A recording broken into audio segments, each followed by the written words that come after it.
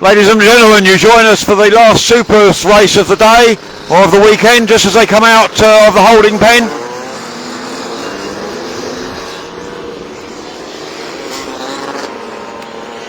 Oh good, Shane got going.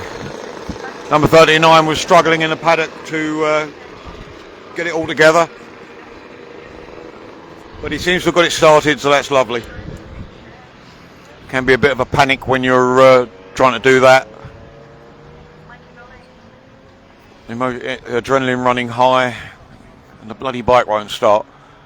You're trying to keep yourself sensible and calm and relaxed for the race, and all goes to hell in a handcart. But he's up and he's running and he's out, so that's great. So yeah, back with Supers, pretty much dominated by John the Greek this weekend. Other than the first race where he got a little exuberant coming out of a corner, shall we say.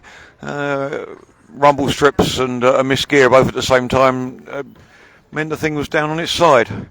But no machine damage suffered and no human damage suffered, so all good there. As I'm saying, every live feed, our love to Andrew Sharkey, who's languishing in Darlington Hospital, probably annoying the nurses in the nicest possible way. Mr. Sharkey doesn't really annoy anybody, I think.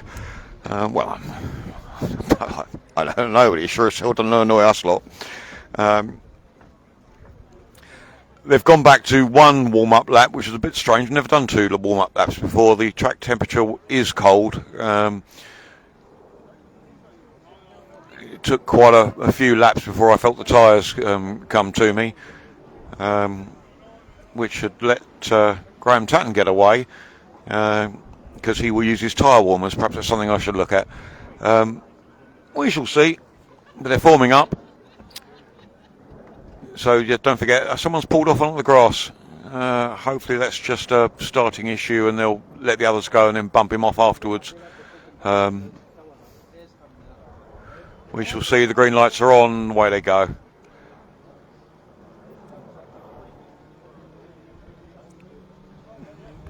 So yeah, in this race we're expecting to see John the Greek heading the field, wanting to get his, wanting to really make his mark on it.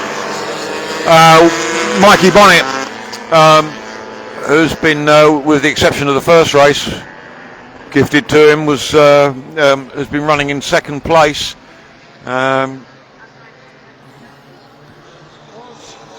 Good, they got started, which I know Mikey won't like, and he'll want to do something about that this race, and the bit will be between his teeth, I'm sure, which should give us some great viewing. And then Graham Tatton hasn't probably had the wins that he would normally want this weekend. Sorry, Graham. But he's been doing well in Group 6. It's taken him, I think it would be fair to say, and he wouldn't mind me saying it, it's taken him a while to gel with the machine. Absolutely, dear God, the man's fast on a Group 4. And essentially his Group 6 is, it's not special bodywork or anything. It's all a standard Lambretta. But he just didn't seem to gel with the engine. But that seems to be coming to him now, and he's getting himself in front of Steve Wright. Steve perhaps isn't on his full aggression mode. He's here for an enjoyable weekend on a decent, on a nice circuit, and as such, perhaps isn't. Perhaps the red mist hasn't descended as far as it normally would. It's sort of difficult to say that. There are times you think, I'll just go out and have some fun and circulate, and yet those lights go out, and all thoughts other than being in front seem to evaporate. Or maybe that's just me, I don't know. But yeah, so I assume Graham will be wanting to be in front of Steve. Steve has been starting fast. The first couple of laps, he's certainly been up there and then come back a little bit. He is in his 60s, only just. But so maybe he gets a bit tired. This place, the long straights and hard braking at the end of those straights means arm pump. And wow, do you feel that sort of by the end of the fifth lap. Absolutely praying for the last lap flag to come out. Okay, they're lining up. The starter's walking off. They'll be under lights. And away they go. I'm sure you just heard that from Wendy in the commentary tower. Okay, superb start from Mikey Bonnet. John the Greek looking the outside and goes into the first corner second, followed by Steve Wright, Graham Tatton, John Woods. 80 Horrocks, blinding start from 80. He's just fitted a new clutch. It was clutch issues. He had 4 toasted corks. He's now got a 5 plate in there. It seems to be working. He's, my goodness, he's holding his own. That's brilliant. Mikey Bonnet's got in front of John the Greek going down the back straight. They are more or less neck and neck. Johnny's pretty good at this, that last corner going into the Jim Clark S's, although that's where he binned it last time. So hopefully on cold tyres he doesn't try and get too giddy and want to be in front of Mikey straight away and perhaps give Mikey a little time in front. Not too long. We shall see.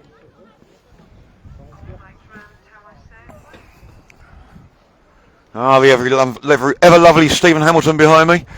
How you doing, everybody? Hi, Steve.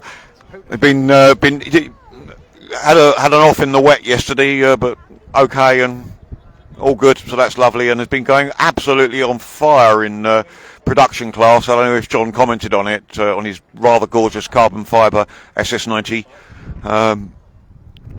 Yeah, for a man. 61 tomorrow. 61 tomorrow. Happy birthday, sir. Yeah, for a man in his 60s, he's definitely faster than he has right to be.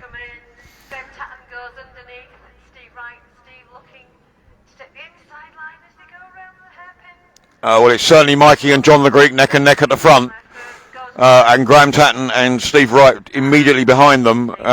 Although I say immediately, 50 feet, 100 feet. Mikey has got it in front and Johnny's all over the back of him. He holds it into the corner. John by taking the outside line. He'll be looking, John's very good at this complex. Graham Tatton already in front of Steve Wright. Quite a gap now between for the next runners, which is John Woods. 11 is Drew Duncan. 83. Oh, well done, crew, going well. 80 Horrocks dropped back a bit there. His inexperience through the corners. He's sporting an orange vest, as you can see.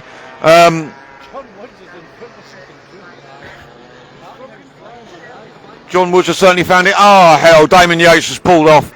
I hope that's nothing too major, sir.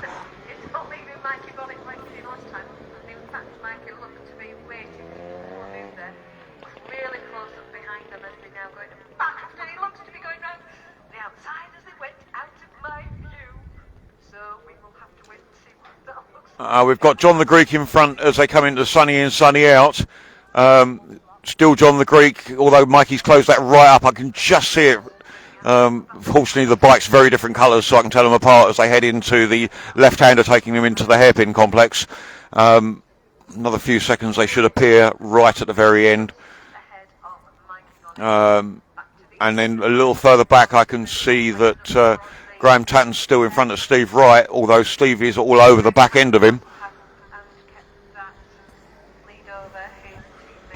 As we wait, okay. Oh no, it looks like Mikey got back in front. They're weaving across the track like it's going out of fashion. You probably can't see that, but here they come, and it's John tucked right up behind Mikey. Want to try it on around the outside, but oh, it's close racing. And John Gay's best on for that line there. Will sweep round and try and get a faster drive out of the corner. He has, but there's a hairpin there, so chicane. There won't be enough space to get through.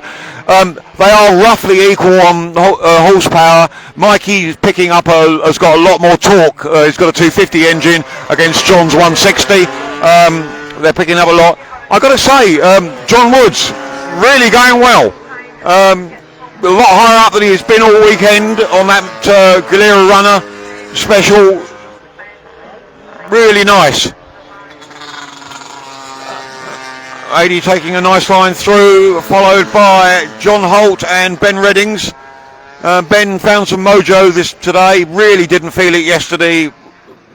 Well, he'd be the first to admit the rain and just couldn't get into it. It is startling how much what's going on in your head affects the racing.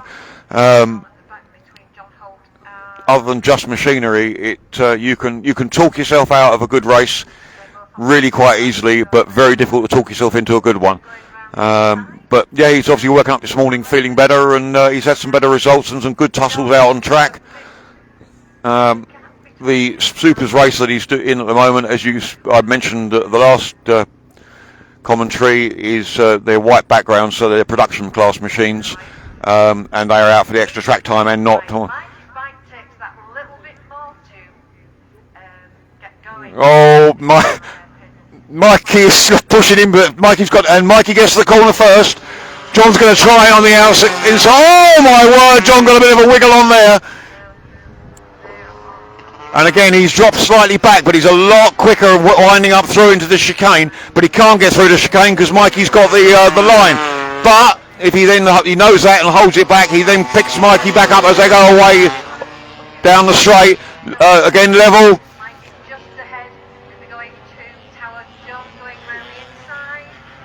Graham Tatton opened up an enormous lead over Steve Wright, but not enough to catch up with the two guys in front. Drew Duncan, John Woods, not lost complete touch with him. I'd be surprised if he managed to get that back. Jer Crew trying to hunt down John Woods.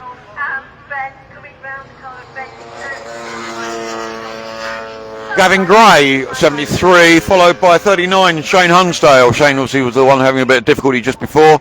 And AD Horrocks, our lone Group 5 machine.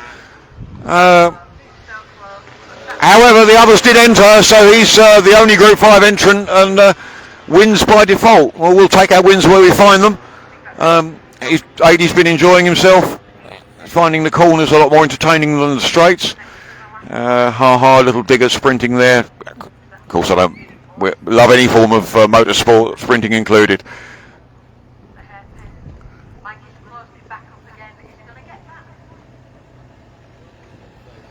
Okay, the two are in front.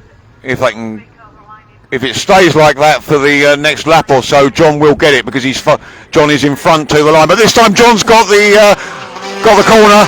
Nails that, absolutely perfect, hardly backing off. He'll sweep round now and open up on Mikey because he is so quick through there. It doesn't back off through the chicane, just keeps it as one corner and then flicks left afterwards down the straight. An attitude that I've now copied and has saved me a second a lap.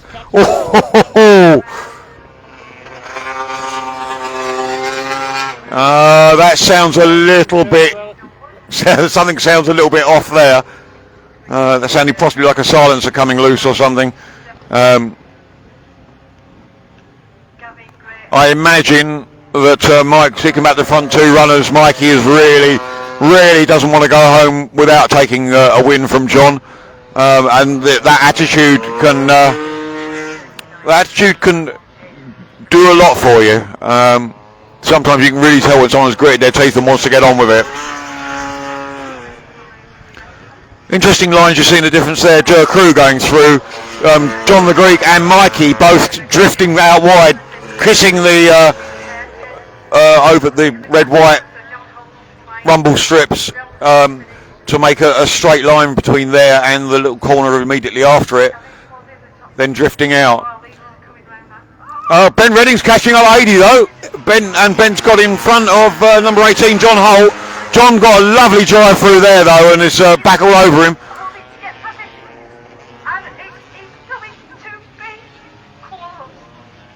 Oh, I think Mikey must have got that. I reckon Mikey got that. It looks like it. Well done guys, entertaining race. Brilliant stuff. And in a fairly lonely third place, Graham Tatton, Team DSC, walked away with some good results this weekend. I'm sure they'll be happy. That sounds like Mr. Wright's got. Oh, that sounds like the exhaust. Oh yeah, you can hear that through the commentary box, the sound of Steve Wright's exhaust. He would have been coasting that last bit to try and keep the noise down. We're always always mindful of how much noise we're making, and when your silencer snaps, dear God, the bikes are noisy. Yeah, you can see it hanging down from here. Well, that's not the... I would say that exhaust has cracked somewhere else rather than just the silencer. That's how the deeper noise.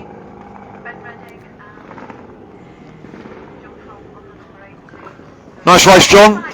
Well done. John Holt parked that in front of Ben then. It's got the... Oh, Ben's gone for the outside line. Joe Crew. For the inside line. Oh, John Holt went a bit wide. Is that what he's planning so that he can get round? Still a hell of a race going on at the back between Ben Reddings and John Holt.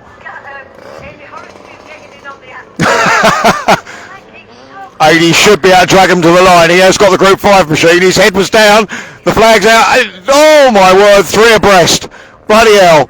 You don't have to look to the front of the field to see the exciting races. They're often midfield and further back.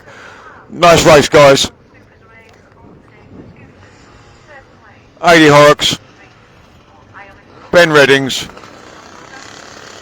John Holt. Well done, guys. And that wraps it up for our first meeting of 2025 at Croft. We are, as I said, at Lyddon in 3 weeks' time. I hope you can join us. Look forward to seeing you then. Thanks.